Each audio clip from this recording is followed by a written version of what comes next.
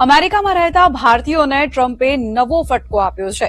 આ પ્રમાણે અમેરિકામાં H1B અને H4 વિઝા પર રહેતા નાગરિકોને સૌથી વધુ તકલીફ પડવાની છે. પણ આ H1B અને H4 વિઝા કેટેગરી શું હોય છે, નવા નિયમ શું કહે છે અને ભારતીયોને કેવી રીતે તકલીફ પડશે, જાણીશું આ વિડીયોમાં.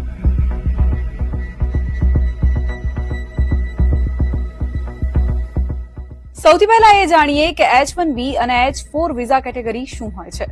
H1B એટલે કામ કરવા માટેનો વિઝા અને H4 કેટેગરી એટલે H1B વિઝા હોલ્ડરના પરિવાર કે ડિપેન્ડન્ટ માટેનો વિઝા. યુએસમાં જો કોઈ પણ H1B વિઝા પર રહે છે તો તેઓને દેશની બહારથી ફરી યુએસમાં એન્ટર થવા માટે સ્ટેમ્પ કરાવવો જરૂરી બને છે.